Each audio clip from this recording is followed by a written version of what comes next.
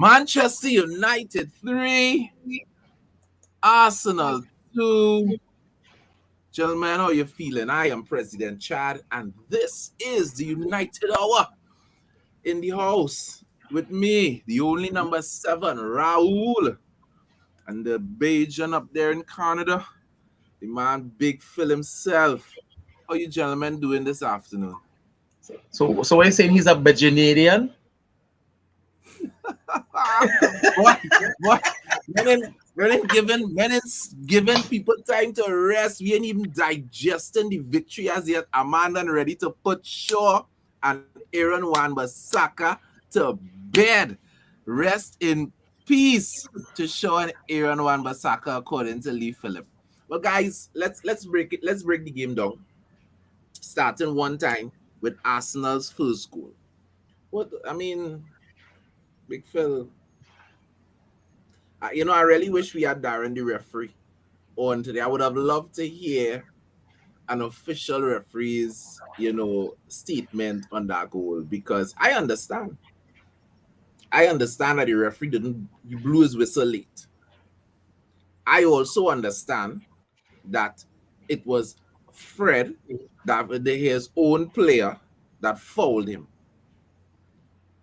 But the bottom line is when a goalkeeper runs out and there's an aerial tackle, and it doesn't matter who bunks him. Once he falls down on the ground, the benefit of the doubt always goes towards the goalkeeper. So I'm trying to understand. But talk to me, Big Phil. Talk to me. What was your thoughts on their first goal? No, when I saw David De Gea on the ground, obviously this is in real time. I thought that the goal would have been chalked off, right? But then upon review and seeing that our own player Fred stamped on David De Gea, then you kind of can't blame the ref for allowing the goal to stand, right? That's just my take on it. Like you said, if Darren the ref was inside here, he would have probably given us a more insight, a more detail into it, right? But I did not know that we could go a goal down. Just it was a bizarre set of circumstances, right? Because I'm seeing the replay and I'm seeing Fred stop on our own David De Gea's foot, and I'm like, why? Why? If it was an opposition player, then I will be furious even more because the goal would not chalked off. But it was Fred. Oh my gosh, Fred, you disappointed me for that 5 minutes. But that's all I have to say for now with regards to Fred in that 5 minutes. So the goal was a lot. When the goal stood, I was like, okay, allow it. Raul, Fred had a stinker of a first half. A real stinker. It had a lot of people saying sub him at halftime. Or it wasn't good, right? He mispassed the ball a lot. Wait, hold on, wait. How could he have a full stinker of a first half and he had the assist for the equalizer? I was just about to get to that, boy. Well, we need to take it in phases. He had a stinker of a first half. For the first 10 minutes. For the first 10 minutes, Raul. The first half consists of 45 minutes plus additional time. True. The first 10 minutes, Fred was absolute garbage. In 10 minutes, Phil. In his second, more like 25. More like 25 minutes, Fred was garbage. I would say 20 minutes. Now, mind you, that error, that what happened to him there, it did throw him off for the next, let you say 10 to 12 or 15 minutes. So the first 25 minutes of the game, he was still thinking, but then he settled and started. And then hold on. Manchester United friend action was the assist. Chad, understand this. The Fred that everybody's accustomed to. And that was in the 44th minute. Hold on. The Fred that we are accustomed to was there in the first 25 minutes of the first half. Correct. That's the Fred that we are accustomed to. But this just goes to show how mentally strong he is as a player to pick himself up, to pick up his game, to be able to continue pushing, fighting, and get himself in a position to provide that assist in the 44th minute, which goes to tell him that he is a Manchester United I player. wanna But no, paint a Raul, picture. no, Raul, no, Raul, no, Raul. Why can't Fred have this mentality from minute 1 to minute 90? Why? Let me ask you this question: are you human? No, no, no, I no, no, wanna no. I I wanna want ask you to you answer my gents. question because I at the want end to of the ask day, you Fred, gents a It, serious question. watch man. Mistakes happen, errors happen, and it was an error on his part. It's just unfortunate that the error turned out to provide a goal for Arsenal. So during Fred's assist, right? Fred got the ball in the penalty box, from and it Ronaldo. looked to me, like he was about to take a shot. Yeah. It looked like he was about to shoot, and the words of Carrick, Ronaldo, For the probably last game, Bruno Fernandes he cussing him learned in from Portuguese, telling him, he learned from his last hey, game. don't shoot, seemed to have clicked in his brain, and he just Or and the passed the ball out. alleged message on the note that was sent: "Do not ever shoot again." Did that look like that to you guys? Did it Yeah. seem like that was what He happened? thought about it. He thought about it. It looked like he thought about it, but was aware of what was happening around him and was able to make the pass. And that was fantastic. Let's just say tonight was a night for the Portuguese speaking players. That's all I will say. Yeah. The week that I do sell Bruno Fernandes, he scores. Go figure. Boy, But So I, the guy has but, gone. but I didn't sell Ronaldo. you are a lucky guy. I didn't sell Ronaldo. So I'm on 70 points with bonus to get. So Lee is asking a pertinent question. He's asking, what is the opinion? What is our opinion of defenders? Let's deal with the fellas who are in the game. Delo and Tellez. I will start with you, Big Phil. Did Delo accredit himself well tonight? Dolo wasn't bad, but you can kind of predict what Delo was going to do with the football when he was on the wing, right? It was almost like when he got the ball, he wanted to cross, but that was in the first half. I think that somebody spoke to him, and in the second half, he was saying, you know what?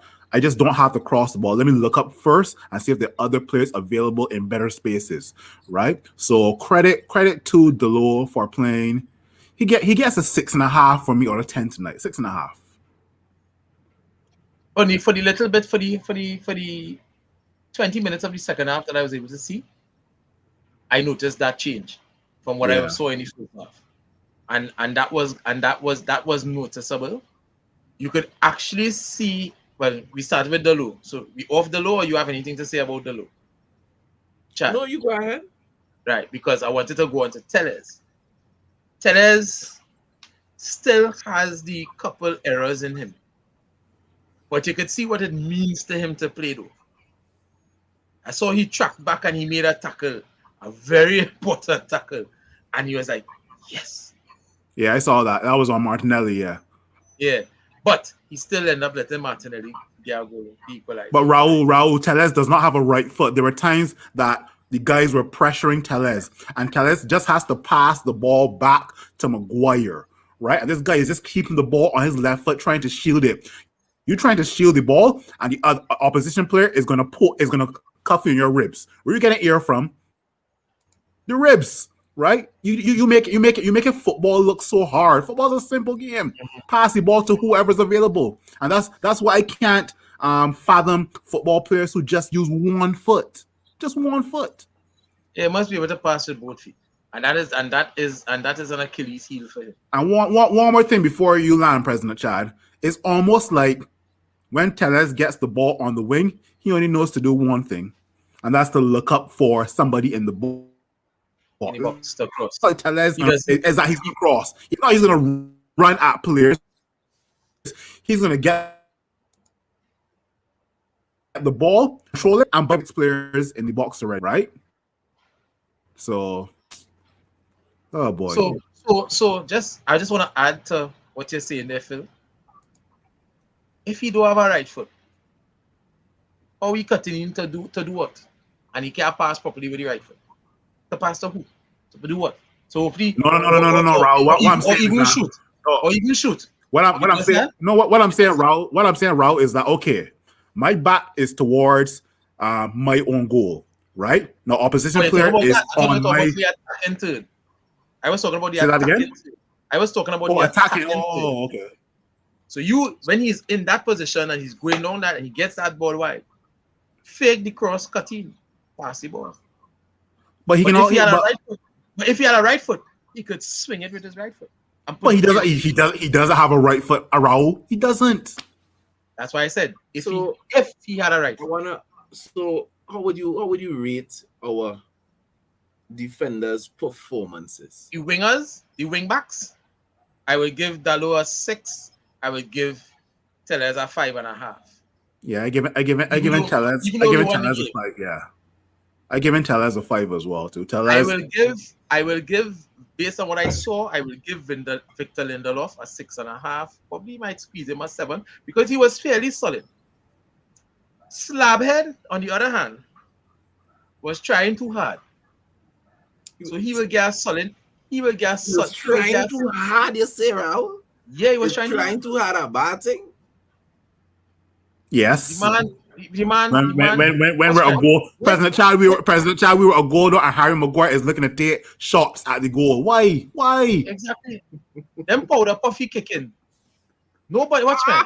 You know, watchman. Them shots remind me of when you see back in the day, your mother bring out this your babe, she bathe you, and she bring out this round container, plastic container with a nice plastic pattern cover. And when they take off that, you have this fluffy powder puff on it, and it pat. Yeah, that was The only time I know trying too hard is at batting is when it involves men tracking girls. Especially if she's a red one. But he was consider the slabheady man. But the man was moving forward. He was getting into good. He was making himself an additional attacking player when he realized Arsenal was just staying back. He took that initiative. Well, I'm saying he took the initiative. I don't know if he didn't know, but still, he's not gonna get more than 6 from. He's not gonna get more than 6. He did not have a bad. He didn't make a mistake. He cleared the ball in the second half when they were putting the ball in the box. To me, you know, I would give Harry Maguire a solid 7. But let me just get your. So what are you giving Victor Lindelof? What are you giving Victor Lindelof? Same thing as 7. Nah, that's where you're gonna disagree. That's where you're gonna disagree. Victor Lindelof was a better reader of the football today. No. I just have a quick question. Phil and Chad, I just have a quick question. Based on what Corey said the other day. So what you're saying is that Slabhead has now moved from a Marbe refrigerator to a White Westinghouse. Yeah, the man he moved to no Samsung, he moved to no LG, but he moved from a Marbe to a White Westinghouse. The man had a decent game. I am in no way saying that he redeemed himself. If it was me walking in that dressing room, as Ralph, the first thing I doing is still taking the captaincy off him. But the man had a good game, and he needs props for having a good game. Simple. That's what I say. But look at that, Carib Triano, Imagine that. Yeah, when Harry Maguire almost fouled Tomiyasu, and I was like, "Oh my god!" Well, we're gonna talk about that at the end. Okay. Coming to the end of the end of the podcast. Mm-hmm. So we're looking at bringing the man there in Ghana. We normally don't allow late attendance to this. And the man was celebrated. The man was whining low for the victory. Excuse me. Nah, you need to whine low. Come on, whine low on camera. Come on, whine low on the United. Not in front of me though. Oh Jesus. As I say, not in front of me, Raul going and stand up. Well. Say thank God I didn't put on a Bajan joke. It's true. Thank God. It's true. So Darren, you're a little late to the party. Yeah. How are you feeling? I mean, I see a tad bit improvement in this squad. Slow start as usual. That's one of the things that we need to work on. We need to be involved in the game a little sooner We shouldn't wait until we concede or late in the first half or in the second half to get involved with the game, because other teams would not spare us as much as Arsenal did. You know, some teams maybe click in, yeah, and they would make it such a hard hill to climb that we might be out of the game before we start to click. But I mean, I see improvement in his squad. Defensively, we need a lot of work. I see we brought in some fellas who was on the bench for some time to get some play. Yeah, I see Teles keep getting caught out all the time. That's what the second goal score. And I say Timiasu, Ian all was getting involved in the game because Teles was too compact on the inside and not covering on the right, on their right, which would be his left. But I mean, all in all, we look a little bit better as a squad, as a unit, and yeah, well, I see like we try a little pressing thing. Should have a little bit of pressing. We should have plenty pressing. According to Nah, our new interim manager, a little bit of pressing is like a little bit pregnant, but you know where this go. Yeah, nah. I wouldn't Darren, say Darren, we you tried. trying to compare ironing at home to taking it to laundry. We wouldn't say we tried a little pressing. I think we pressed. Our press was the reason that Arsenal struggled to pass out of the back, and was the reason we made a lot of interceptions in that game. Our I, press I, So wasn't I the I pressing today. understand It that, wasn't the Chad. But what pressing. I'm saying It is wasn't the there were pressing. many moments in the game when they were pressing, and from the time they realized that they couldn't get the ball, everybody back off, and that was even gaps. no, And that's why they was playing that's the ball over the top. discipline. You have to remember, pressing takes a lot of energy, and then you have to attack. So you need to have a discipline as a team. And to me, if the team recognizes, right, we're not pressing now, and everybody drops back into their defense, that's discipline. That's good. You cannot press.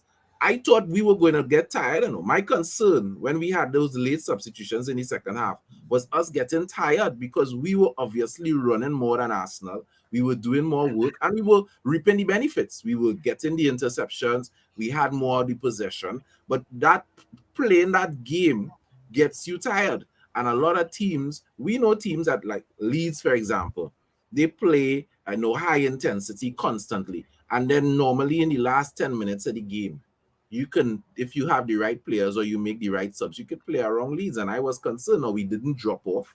And the truth is, Arsenal really wasn't that great. So we were able to hold on, and then we made the substitutions late in the game. But But I think overall we pressed fairly well.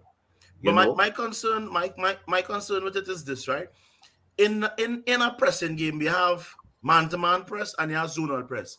Even if you realize if you're becoming somewhat fatigued with the man-to-man press, you could still do zonal press, which would eliminate all forward passing lanes. But It doesn't take us. zonal press only works when you're pressing as a team. You can't zonal press with And individuals. that is correct. Well, that is it. That's exactly it. Yeah, if we were doing that, we would have conserved a lot of energy and still reap the results that we wanted. But I mean, our interim manager now come, so I guess he would implement that a little more. I guess they experimented with it, so and it did reap reward. So I guess in with the man himself implementing it and drilling the guys, and I can see a lot of guys getting in trouble with the manager. I can see a lot of guys well, getting in we trouble. wouldn't. We have a. I let me tell you all something. Yeah?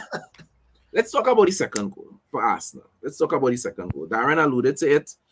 Tellez, not fulfilling his assignment on his side, allowing the ball. I personally think that guy who collected the ball, who scored the second goal, Oligard? Oh my God. Yeah. I think he was in just too much space, and Fred was coming behind. By the time Fred reached to him, the ball was already in the net. But it was a good shot and good all around play from Arsenal. If it was only, one time. Now, my prediction before the game was 3-1, right? I put it out there, that my expectation was 3-1. And I guess if you take off that first goal, which is like the cheapest goal ever, let me tell you all something. Yeah? I didn't say it when we were talking about it before. I don't know how many of you all watch boxing. And there was a I match. don't know what you alluded to already. Go ahead. There was a match between Money Mayweather, and I can't remember the next guy's name, a guy from Mexico. And the ref came in and parted them. And the ref parted them and stepped back. And the guy stepped forward to Mayweather with his hands down to touch gloves. Now, there's no rules about touching gloves. The fight is going on. And Mayweather just watch him and hit him in the face, bow, knock him out. A lot of people found it was cheap. A lot of people were like, yeah, well, that's a real cheap knockout. And it looked cheap. But at the end of the day, the rules is the rules, right? The man was in boxing is protect yourself at all times. So it was the cheapest goal ever. But to the second goal, how would you break, that second goal down, Phil? Are you agreeing that Tellez was the man at fault? Yeah, because I think it was Thomas Partey who sprayed the ball to Martinelli, right? Now everybody's eye is on where the ball is. They're not aware of who is around them.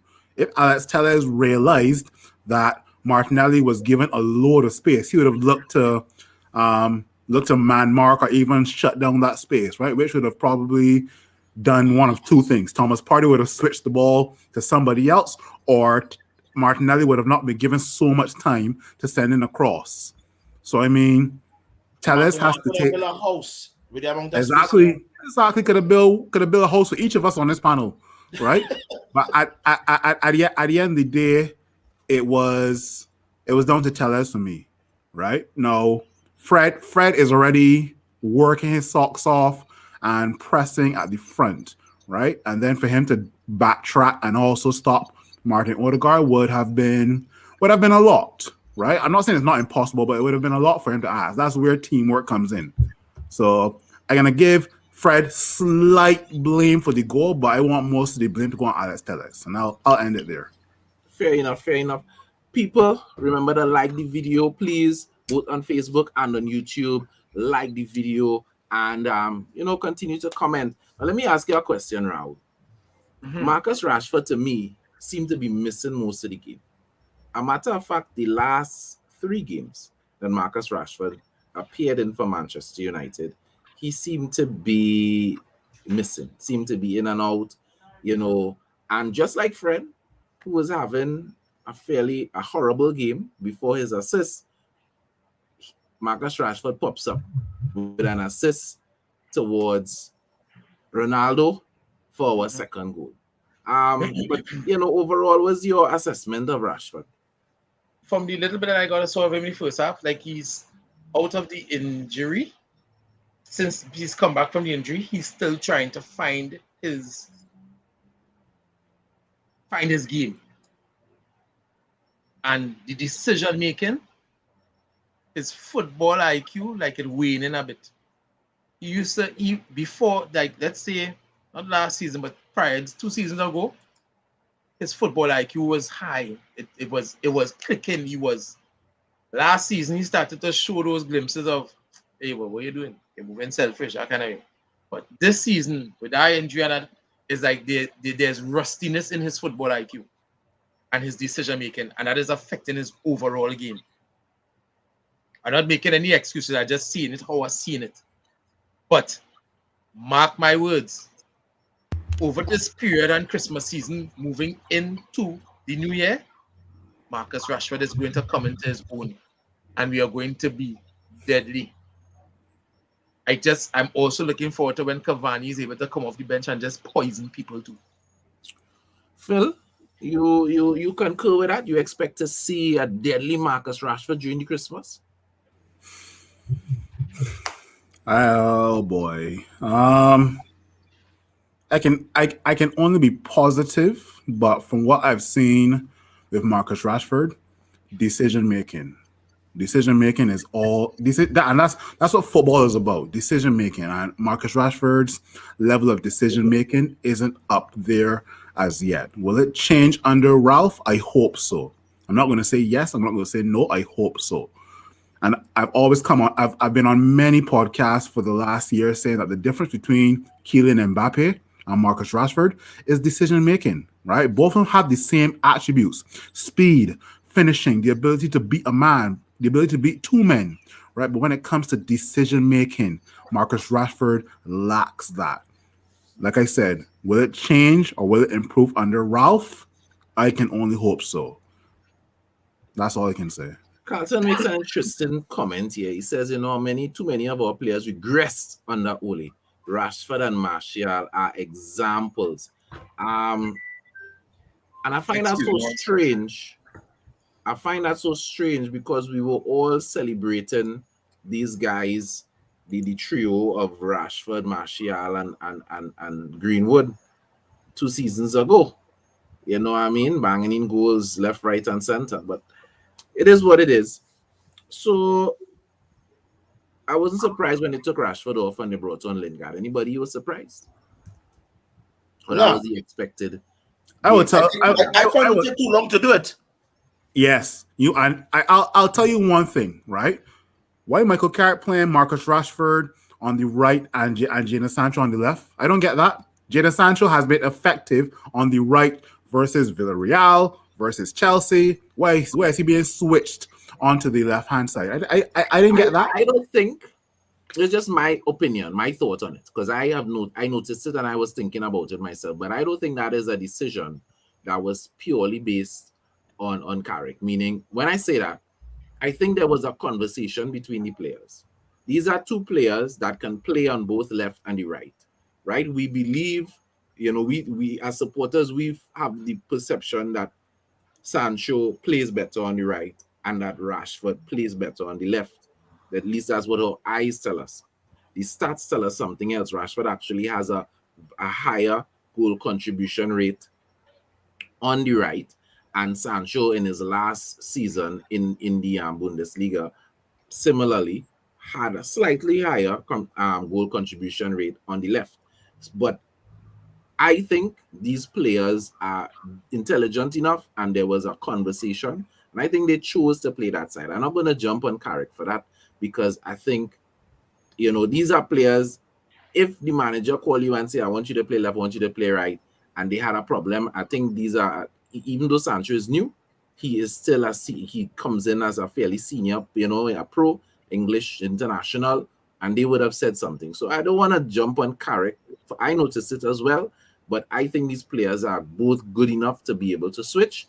And if during the game there was a problem, I think they would have just switched in the game. But they tend to hold the position. So I But think that was an argument. here's how I would have approached it right now. Arsenal have Tomiyasu and Tavares on the wing backs. Tomiyasu being the slower of the wing backs, right? So right now we're putting our faster forward in Marcus Rashford onto their fastest wing back in Tavares, right? Why not put Rashford on the left, which will be the right for Arsenal, and let him. There are so many times that Sancho received the ball and he could have ran past Tomiyasu, but Sancho did not beat Tomiyasu because Sancho doesn't have the pace like Marcus Rashford, right? I would have definitely switched it up and put Sancho on the right, put Rashford on the left, and tell him run at Tomiyasu because running at Tavares. You looking at it from an attacking perspective, and not that you're wrong. But I Yeah, think if it was done intentionally at all, meaning by the manager, I think it was more defensive. Because I think the perception was that Tellez needed extra cover. And having Sancho ahead of him, there were a number of times I saw Sancho running back to catch his yep, man and breaking up the play. And I'm yep. not sure that Rashford was going to do the same thing. So Okay. maybe there was a method to the madness, and the thought was defensively we would set up better with Marcus on the right and Tellez on the left, and Sancho on the left. Maybe that was their thinking.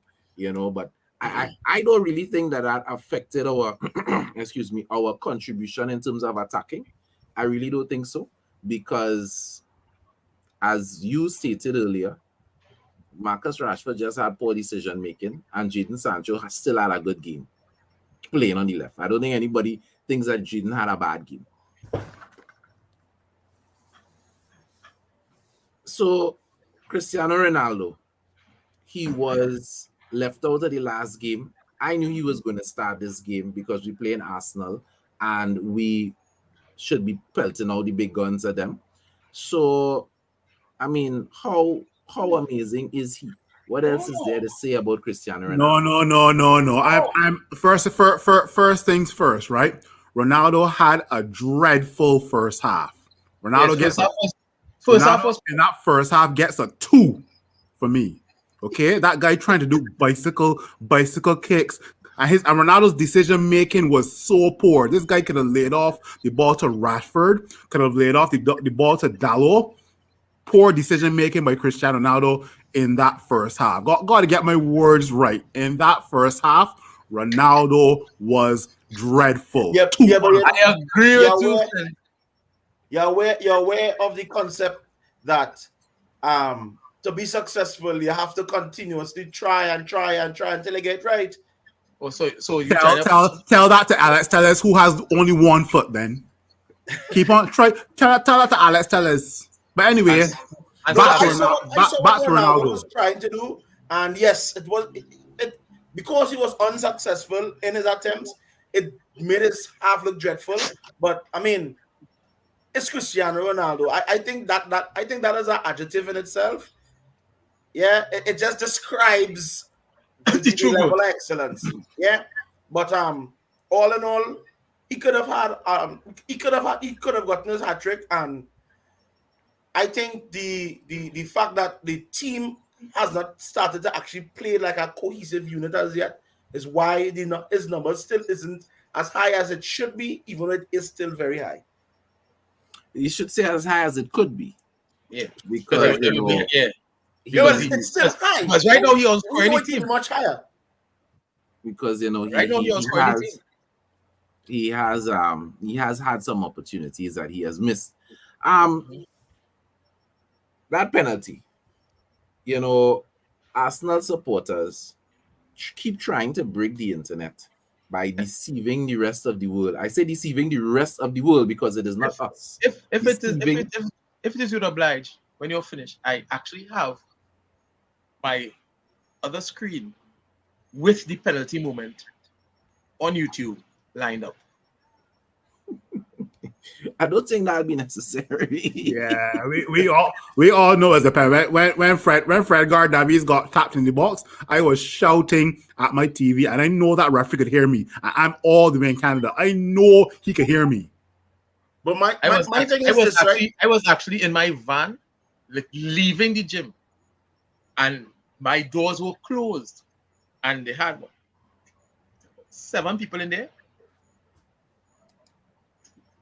2 people for United. And the noise that those 2 people made, I came back out the van and went back into the gym. So I said, what is going on? What? I said, oh. I mean, that was a blatant penalty. I don't know what the ref needed The thing is, to be helped with because the guy did not touch the ball one. And Hey, Fred take out Fred. got the first touch and was in a very good position. There's no reason for him to dive there. He didn't But even nonetheless, the man take out Fred so, trade. not He so. take out Fred's standing leg before he even get to touch the ball. And as I tell you, I'm not watching it. nonetheless, VAR did what it was supposed to do, you call and we that got the so. penalty. But I was going to talk about Ramsdale because Arsenal keeps bigging up Ramsdale like if he is the second coming of Peter Cech. You understand? Or I guess for them, Simon, right? They Simon. only bigging up this guy and posting videos and talking about Ramsey like if he's the greatest thing since sliced bread. Did anybody Well, have any concerns to when them. there was when Ronaldo was lining up to take this penalty? None whatsoever. When you're Everybody knew it was good. when you're under pressure for a penalty, you only do one thing, and that's go down the middle, and that's what Ronaldo did, right down the middle. Bruno Fernandes would have missed that. Yep. Well, I was not going to ask the question. Did My concern anybody wasn't if see Ramsdale Ronaldo was pick up safe the though. ball and think, boy, Bruno should be taking this penalty? My concern Bruno Fernandes' days of taking penalties are done. He has to score goals the old-fashioned way now. He has to. Penalty taking days are done. Bye Bruno. Bye.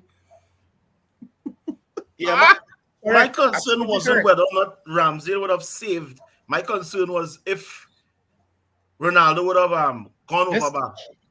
Because in recent times, you have seen, some unfortunate situations occur in some real trying moments you know, and especially well, as in alluding to what Big Phil was saying here, as it pertains to Bruno, when Bruno threw away the penalty when we needed it most to win Aston that game. Villa. Yeah, Aston Villa. And that's Yeah. that's a sign So that's my a sign concern of a wasn't quality. about Yeah. correct. My Can I concern pose a wasn't about the question? save. I My want to concern pose is a if the kick question out to you, over carry bar. on after. Yeah, so Go ahead, Raul. I want to pose a question to you. Do you all think that these guys are professionals, especially if you know that you are the designated penalty taker, or if you're one or two down, right? The first two, top two. Do you think these guys study the keepers for the upcoming games that they're gonna play? Shouldn't that be Well, part of their shouldn't that be part of the preparation to know what the keeper is regularly, what side they favor and I stuff like that? know for a fact that goalkeepers study the penalty takers on the other side, right? Yes. Most teams give their goalkeepers that information. I know teams like the German national team, they would study stuff like that. Their penalty takers would get footage on the opposing goalkeeper. I do not know if our penalty takers, if the club facilitates that, because that is all part of what statistics are and what the backup staff is supposed to do. You know, you as a player, you don't have to go on the internet. You shouldn't have to go on the internet and check up, you know, Ramsdale penalty saves. The club is supposed to give you that information, and you're supposed to have an idea of where the keeper likes to go and how the keeper saves penalties. But So, also players study penalties, I would say, in certain matches, like in semifinals or finals, right? Where where the score can actually be going in, where the end of the match can be a draw, right? And if it's after extra time, then it goes to the penalties. That's where players and coaches and goalkeepers look to study more of like penalty takers and what's not, in my opinion. So a man said Bruno was only out. Yes, that's why he missed that penalty against yeah, Aston okay, Villa. okay, Man said okay, Bruno. whatever. Oh Lord. Yeah, I love the guys in the comments. Love the guys in the comments. Wow. Lee, wow. Wow. It's not always about picking a side and going hard, you know. That works. That works some all the time, right? Look at Jorginho in the Euros, right? Yeah, look at Jorginho in the Euros, right? Jorginho is one of the best penalty takers that I've seen. Yeah, he still missed in the Euro final, right? At the end of the day, when in doubt, go down the middle. Done with that. Well, I for one, I wasn't worried at all. I got up from my seat because I had something on the fire on the stove, and I got up, I was like, yeah, this is going to be goal, so I'll have the opportunity to go and handle my business in the kitchen. And sure enough, I came back and saw the replay because I knew it was money. So we have beaten Arsenal. I have made a prediction on this space, right?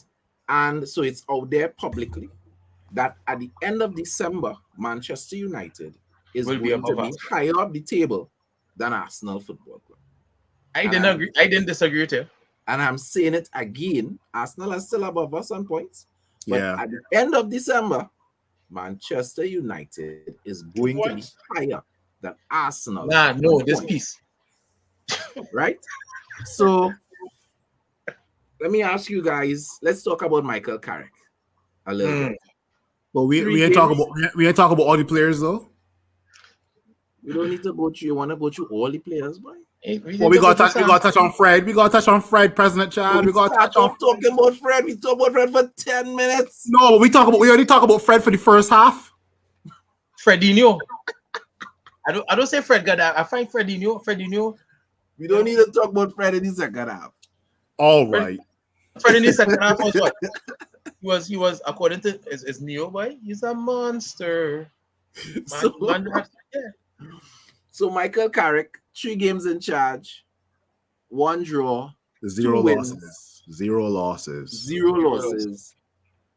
His last game in charge, any thoughts on Carrick? I'm just leaving that open. I'm not asking a question. I'm leaving it open. What are your thoughts on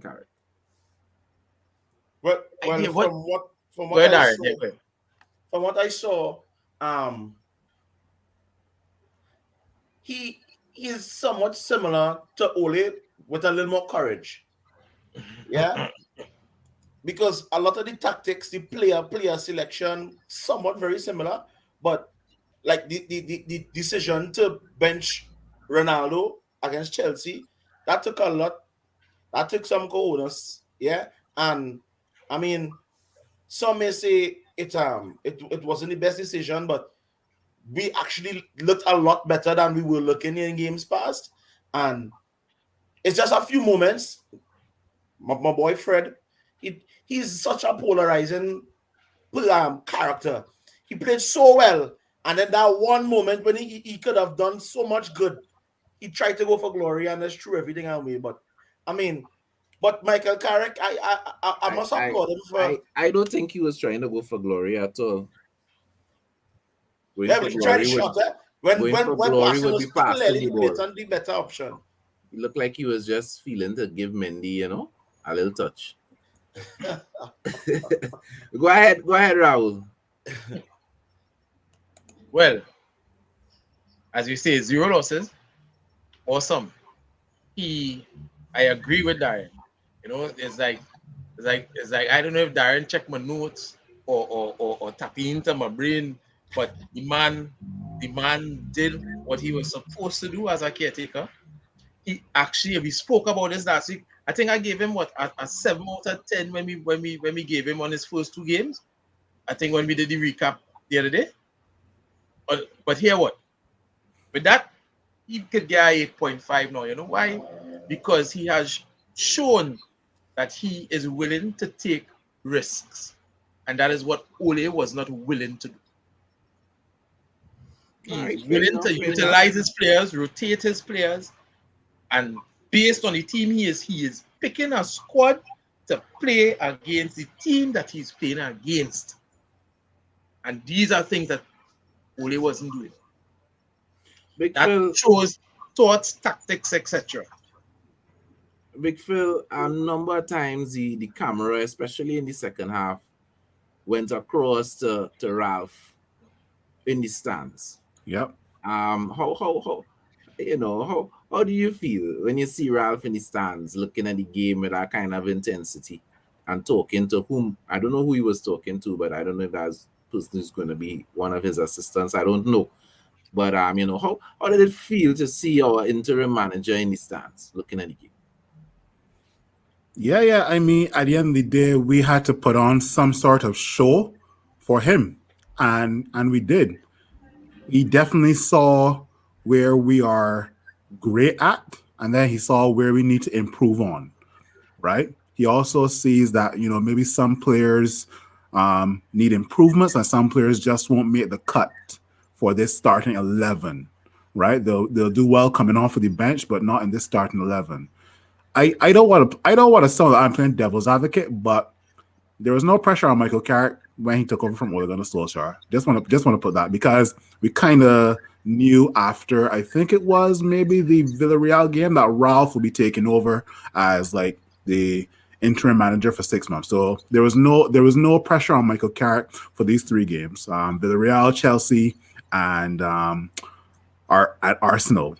Carrick could have lost all 3 games. Nobody would be singing Carrick out, right? But Carrick definitely made some bold decisions, right?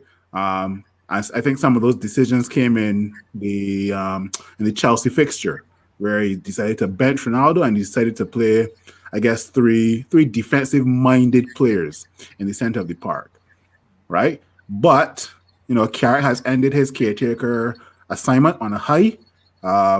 Thank you to Michael Carrick, and I definitely want to see what role he will play in the club for the future to come. And welcome Ralphie Gunnar Solskjaer.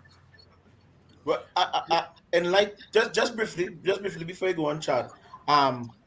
Big fella here, I heard they said that they want to see what position he would play in the club. They just had breaking news that he left United completely. Yeah. Oh, really? Yeah. I thought he left the United post. No, he left United.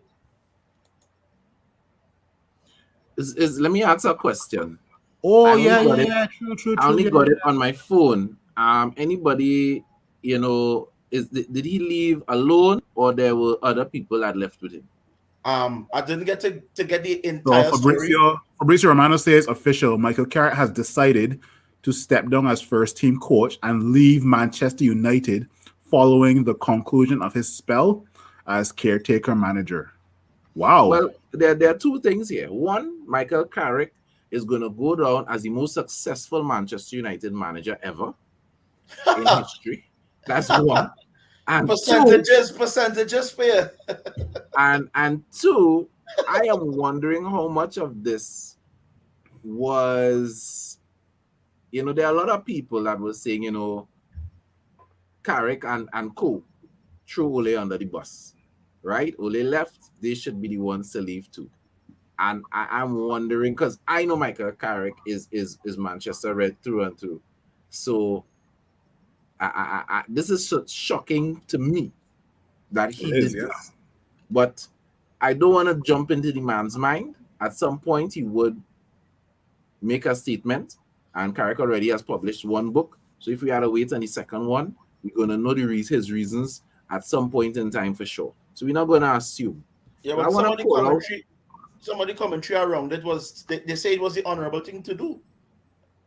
I think the person after Ole who should have done the honorable thing or should have been relieved was Mike Phelan. Mike Phelan, I have the impression that he has not been bringing anything to the first team. I am sure he have other responsibilities at the club, but as far as the first team and our performances, he hasn't been bringing anything to the party. He's past it. He's a dinosaur, and in my opinion, he should be the same place Ole is, right? Staying on home in slippers, watching games. Excuse me. So let me read out some fixtures here for you guys. We are playing Crystal Palace next on Sunday. We're playing Young Boys in the week. We're playing Norwich, which have stopped being the whipping boys. Every team that played Norwich was almost guaranteed a win. But Norwich, out of their last 4 games, I think have only lost 1. So we are playing Norwich where? Where we play Norwich, home by them. That's an away game. It don't matter. We should be beating them. Don't matter. Yeah, no. I just make no. It will just determine the level of licks they will get. Just see. After Norwich, we play Brentford. After that, we play the Seagulls, which is Brighton. Then we play Newcastle. And on the 30th of December, we are playing... Who is this? Arsenal? Nah. They got some quotes here on Bruno Fernandes. Burnley. There's some quotes here on Bruno Fernandes on Ronaldo taking the penalty, but I'll leave it to you, President Chad. Sorry. No FA Cup fixtures in that. FA Cup don't start until for Premier League clubs. FA Cup don't start until January. Yeah. So out of the next 6 games, guys, do you see anything but 6 victories for Manchester United? But that was a statement that I was edging to say. I'm expecting 6 victories, or if I leave in room for us being human, I'm expecting at least 4 and 2 draws. I'm expecting no losses from that list there. With the improvement from Carrick and then the actual interim manager coming in, I expect us to be at a level where we're not supposed to be losing the games. If we don't win, we draw. And I expect that we should be winning those games with the bongs that we got and the momentum that we have garnered thus far with Carrick coming into the helm and now yeah, I'm expecting at least 4 wins and 2 draws from those fixtures. All right. Now, what say you, Raul? Crystal Palace, Norwich. 3 points. Who else we have again? Young Boys. Got slap them, man. Watch me. Young Boys will be manners. Simply because of what transpired the last time. We making a mistake again, and we home. So Brentford. Brighton, which will be a tricky fixture, but we're supposed to win that game. I can see a joy in that game. Brentford is actually depending on which Brentford turns up. but we supposed to pull out our 3 points. So That those is are the next draw there. the Brighton and the Brentford are the two games that, depending on which version of those teams have come out on that day, it could be tricky to navigate. Mhm. But I still backing us to pull And the Burnley. point. Burnley Food truck. right now. Burnley like a Hassan's gyros. Everybody wants to eat it. Food truck. Big That Phil. food truck. Big Phil, 6 out of 6. Kind of got to echo. We're giving the new manager some wiggle room. Now I got to echo what Raul said, right? In terms of the Brentford and Brighton games, it all depends on which team shows up. Like for example, before I watched the United match, I was watching Brentford versus Spurs, and Brentford were so lazy. So if that Brentford turns up, we should slap them. But the Brentford that turned up versus Liverpool or Arsenal earlier this season, no, that is a different Brentford. So it all depends on the Brentford. That Brentford has gone missing over the past 5 games. I've been waiting to see when that Brentford reemerges. We haven't Injuries and general fitness. Yeah, we haven't seen that Brentford in about 5 games. Yeah, so I mean, in terms of these, you called 6 fixtures just now, right, President Chad? Yeah. All right, so and December 30th. Yeah, so slap Norwich, slap Young Boys. I would take a 1 or 2-0 win versus both Brentford and Brighton. Slap Burnley, and who else you called again? Young Boys, Brentford, Norwich, Burnley, Crystal Palace. Newcastle. Crystal Palace and Newcastle. Slap Newcastle back to the championship, boy. I'm sorry, Captain Waz, but your team is going to be the richest club in the championship come next season, boy. Slap Newcastle. Newcastle owners, you bought the wrong United. That's all I will say, right? And then it was Burnley. Burnley could be tough. If it's at Turf Moor, it could be tough. If it's at Old Trafford, should be a 1 or 2-1 win. So, yeah. So, I can't wait for Sunday's game. And I think most of us are more interested in the style and the system of play than anything else. We just want to see what United could look like. Now, the truth be told, we should really be reasonable because how much transformation, whether in fitness, whether in system, that a manager could pull off in a few days, I don't know. But, I'm still looking forward to it. I am hoping this Carrick leaving at this point doesn't affect us. And the reason I say that is because Ole Gunnar Solskjaer and Michael Carrick are liked individuals and players like them. And, I don't, they were the real stalwarts. Let's just put it like that. Yeah. In the organization where the players were concerned. I know you have a new manager and, I was hoping for that little ease of transition, which is why I understood why the club kept Michael Carrick, right? And McKenna. And I had no problem with that. As I said, my issue was with Phelan. Phelan should have been let go with Ole. But yeah, it is what it is. So let's hope that we don't have a negative, any kind of negative response from the players where that is concerned, and that we actually get, a new player, a new manager bounce where these guys know that they need to go out there and impress. I don't know about you guys, but did anybody else notice how hard Ronaldo ran this game? I don't think I've ever seen Ronaldo run so much in a Manchester United. When Ronaldo came off, did anybody notice that? When Ronaldo came off, he literally had to stand on the side when he came off. Yeah, he was breathing heavy. You saw the break. You saw the breakaway where it was Sancho, Rashford, and Ronaldo, and correct. Sancho decided to pass. No, it was Sancho, Bruno Fernandes, and Ronaldo, and it went for a corner. Ronaldo ran the entire pitch with Bruno Fernandes and Sancho. The guy he's working harder now that the fixtures are going along, right? Because I think he has something to prove to Ralph as well, too, right? Because we know Ralph doesn't accept any lazy guys, right? So Ronaldo definitely has to prove something for sure. All right, guys. Before we transition and shut down the program, man of the match. Who was your man of the match? Fred Gar Davids. Fred Gar Davids. I Kudos to told Fred. Arsenal fans on different podcasts this week, watch out for Fred Gar Davids, and they laugh. They laugh like their name is the Joker. But look what happened in that Yeah. second half, and look what Right happened now, at the end of that first half. right now, Assist I want and the message drew to the Grant. penalty. Fred Gar Davies is my man of the match. Where are you, Arsenal fans? Are you watching United Hour? I am coming for you guys after this United Hour is done. I'm coming for you guys today and tomorrow.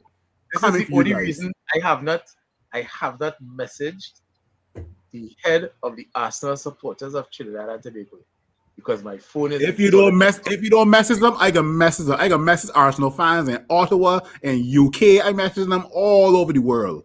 I have Fred a Gar Davies. Watch out for Fred Gar Davies. I'm telling you. well, Rahul, Phil has spoken for me that's your man of because the you match. know I've been singing Fred's praises for the last few weeks. All right. Fair Yes, he enough. made one Darren? mistake today. He made one mistake today, but hear what? He made up for it. Yeah, He's he a, did. Darren? Fred? he's been playing Fred for you too? monstrous football. No other player beside Ronaldo really standing out to me. And Fred did a lot of work with Rice, pressing wise. So I guess I'll have to concur that Fred should and could be the man of the match. Yeah. Well, One thing that I noticed though, if when Guinness would Fred have does win the ball in those high positions, we don't ever utilize the overload. And that's something we need to really work on as a unit. Yeah. Fred pressing me- and winning back the ball high. And we're not utilizing it. And it's just a waste of the press. You know? For me, David had another good game. He had 2 critical saves. I think was very important, but not man of the match worthy necessarily. And I would give it to Ronaldo for the 2 goals. At the end of the For day, obvious reasons, yeah, true. yeah, goals win matches, and people love the goal scorers. yeah. That's Yeah, why I you know. was a striker. So that's that. Gentlemen, we had a very important event happening early this week, and the important event was the Ballon d'Or, for which Messi won the Ballon d'Or, whatever. I can't produce a French accent right now. For the umpteenth time. Darren, what are your thoughts on the Ballon d'Or results? And give us a little breakdown of the results in terms of where the United players feature. This is going to be good. Well, quite frankly, I don't believe that Messi deserved that. That was a glaring example of a travesty. That's a glaring example of white collar crime. That was atrocious. Yeah, and I think our highest ranked player was Bruno. Can't remember one number he was off the top, but we had Messi, Robert Lewandowski, and forget the third player, and Jorginho. The other 2 players, second and third, if they had won it. Now, I am going hard and fast. Lewandowski deserved it because Lewandowski has been performing at a high level for the past, well, I think since COVID. For the past 22 months. Yes. The man just breaking records. And I don't understand what most of Messi fans are using as their criteria, because the Ballon d'Or is the most prestigious individual award in the European or probably world football. And the Ballon d'Or is awarded to the best player in the world over a 12-month period. Now, I'm hearing people using the Copa America as a deciding factor as to why Messi deserves to win the Ballon d'Or. The Ballon d'Or was the Copa America was roughly probably 6 or 7 games long. Right? You are telling me a man who played an entire season, how long is a season? 9 months. A man played an entire season, broke our record in his league that was there for, I think, is about 40 years. Yeah, Gerard Most Muller. goals. Yeah, broke a record. And to add insult to injury, he was elite from the season before. He continued that form into the next season, right? Went on to win Club World Cup. You have a next player who won Copa America against teams, all the national teams that in that Copa America, well, most of them under 50 in the FIFA ranking. He went on to win the Golden Ball, I think, and the golden boot. But he did not score any final and he didn't score any semi. He only won the Copa del Rey, and he came third in his league.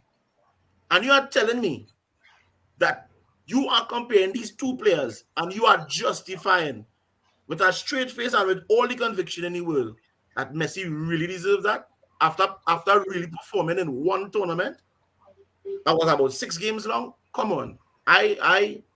You want I am not, as we could clearly see, this is the United hour. I am red true and true. I have nothing to gain by saying Lewandowski deserves to win it. But I believe that everybody should have sportsmanship and a moral compass. And we all, even our dear friend Kern, who will be listening to the games, could tell you that he didn't deserve that. And we have eyes to see the difference, the eye test. We could see this. Come on. Come on. Let me be really here. But President Cha has asked, has the Ballon d'Or become a joke? From the time Wesley Sneijder, who won the treble with Inter Milan, could not get he won the treble with Inter Milan and he also got to a World Cup final. And the guy could not still win the Ballon d'Or over Lionel Messi. I knew from then that this is just one of those, it just becomes a segment where all the best players in the world come together to see somebody lift a trophy. That's it, right? And for all you Barcelona fans that are posting Lionel Messi 7 this and 7 that, all you Barcelona fans, your next Champions League fixture is against Robert Lewandowski and friends. And you need to win that fixture to stay in the Champions League. And I hope Lewandowski puts not 1, not 2, not 3, not 4, not 5, not 6, but 7 goals past Barcelona. You guys want to talk about 7? I hope Bayern Munich puts 7 goals past you guys come next week. And I will be there to be watching it. I don't care about United versus Young Boys. I will watch Bayern Munich bend you over like a tourist girl at Carnival. I don't care. I don't care, man. Put 7 past you, man. No, I have some statistics I just wanted to read here quickly, right? So we have now this is a stretch here, but I say it to bring a point. We have Alexis Sanchez in 2016, his season in 2016. Over the 12, it's not a season, the 12 months. Nah, that's too much stats. No, wait, hold on. If you're going, you gotta come closer to 2016. Oh gosh, I'm drawing a point. Come. Now, well, speak your point, say your point. So we have 48 goal and assist contributions. Round 16 Champions League, second in the league, Copa America, Copa MVP. He was not in the top 30. We have Messi, 55 goal and assist contributions, round 16 Champions League, third in the league, Copa America, Copa MVP. He won the Ballon d'Or. So come on. We could see a season Messi scored 2 goals for the whole season and they will still give it to Messi. Raul, I'm asking a question. Raul, is your door back in there? Yeah, boy. And an explosion just happened somewhere up the road. So it's either a gunshot or something. But it's somewhere that's going to keep quiet. Else, I can't answer the question. I got to mute you. Yeah, anyway, yes. The question is this. I am not surprised Lionel Messi won it. The Ballon d'Or is given from a French newspaper.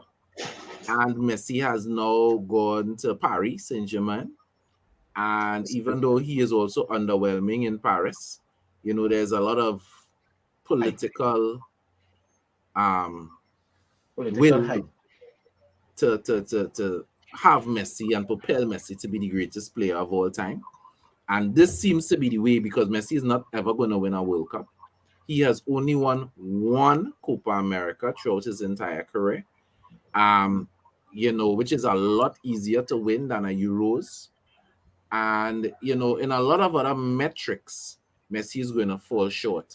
And I firmly believe that they have decided to elevate Messi to legitimately Correct. argue that he was the Correct. best player at the end of at the With the end of his Ballon career. d'Ors. He needs to have more Ballon d'Ors than everybody else. But what is your opinion on Messi winning the Ballon d'Or, Raul? First things first, they don't like Ronaldo. Plain and simple. First things first. Because anytime you talk about the goats of this era, is Ronaldo and Messi. They don't like Ronaldo. Because Ronaldo is not as natural a talent as Messi, but Ronaldo is more of a complete athlete than Messi. And what he does and the work that he puts in, right? They just don't like it. That is one. Two, outside fluffy with Messi and that Ballon. Because here what? You cannot tell me that something is based in that formulated in Europe and France and maybe supposed to be focused around Europe. I don't know how recent they started looking at the World Cup and the Copas and the this and the that. 27, Right? 07.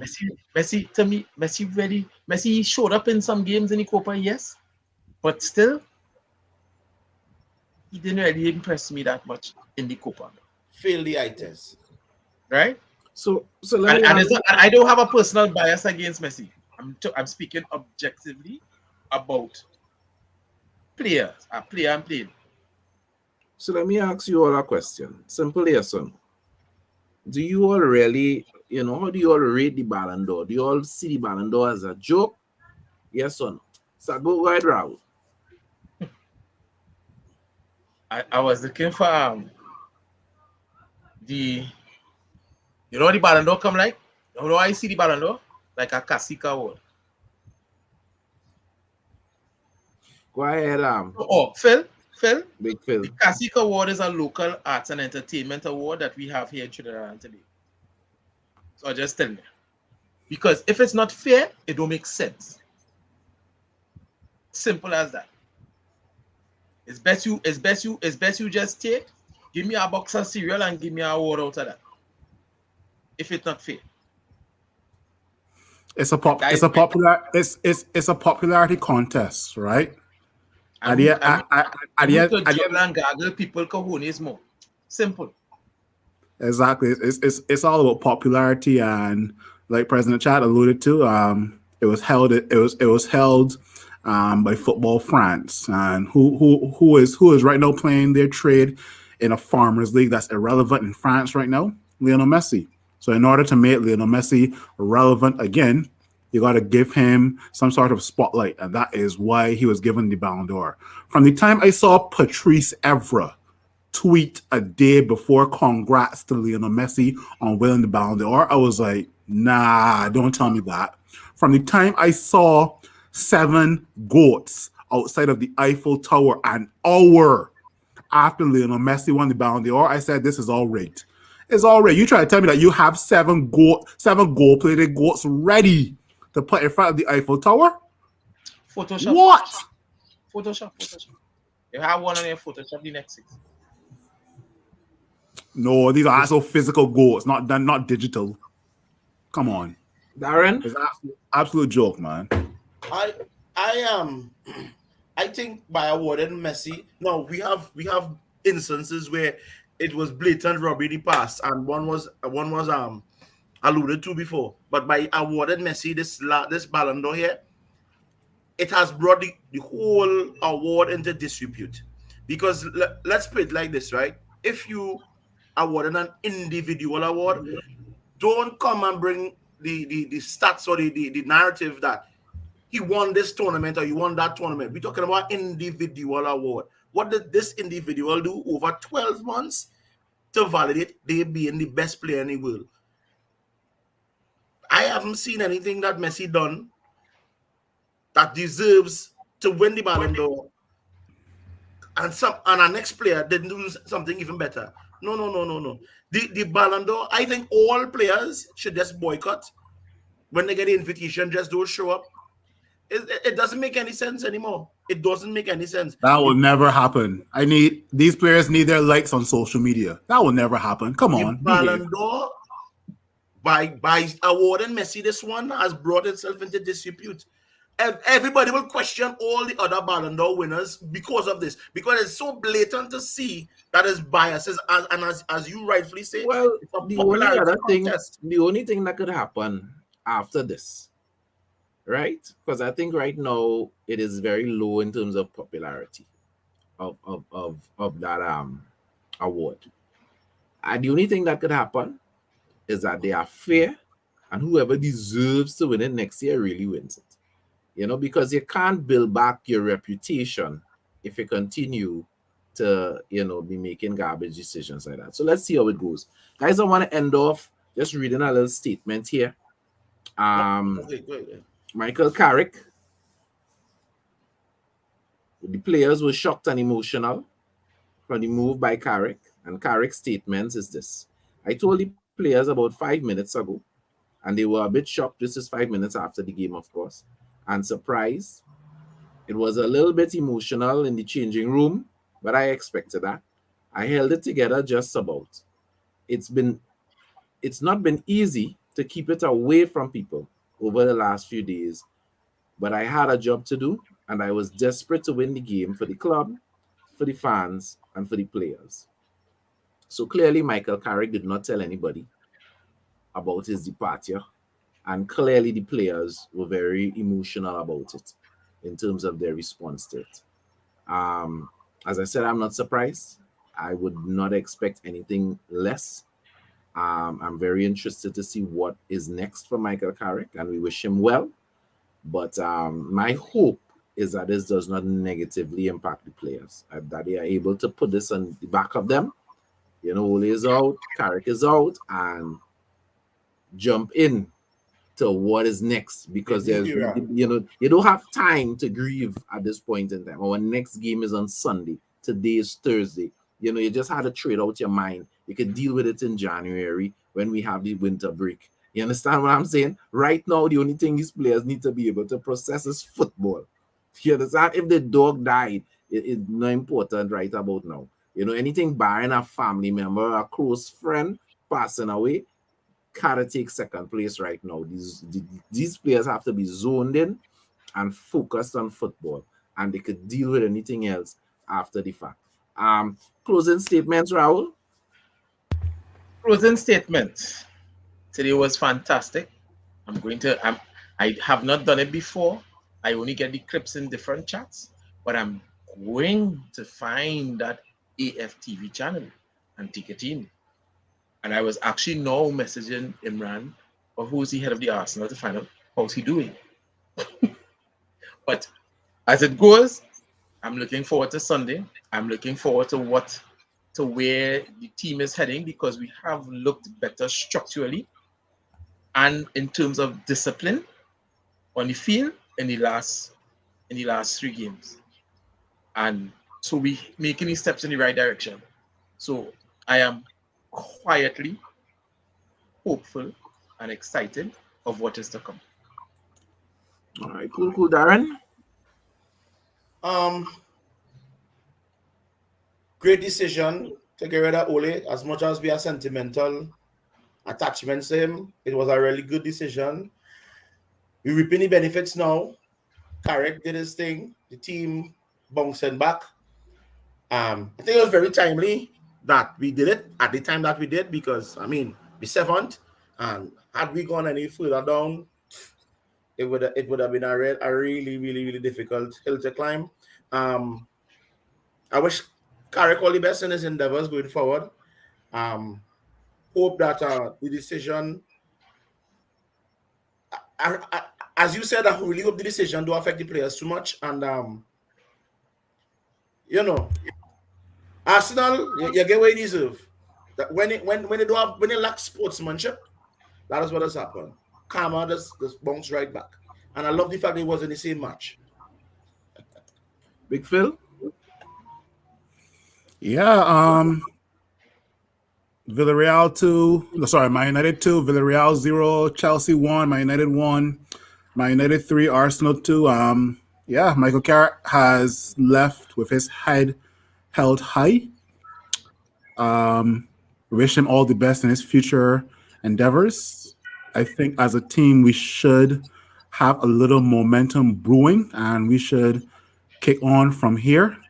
And looking forward to what the future has for Manchester United under Ralph. Definitely going to see some players being exposed for their limitations. We're going to see some players improve, but looking forward to hopefully what will be a rejuvenated Man United under Ralph. All right, well, I mean, I really have much to say, looking forward to see what's happening. Football is going to be coming fast and furious, and content on the United Hour channel on YouTube is going to be coming fast and furious. So, as I always say, Red Devils, we don't die, we multiply. Good night, everybody.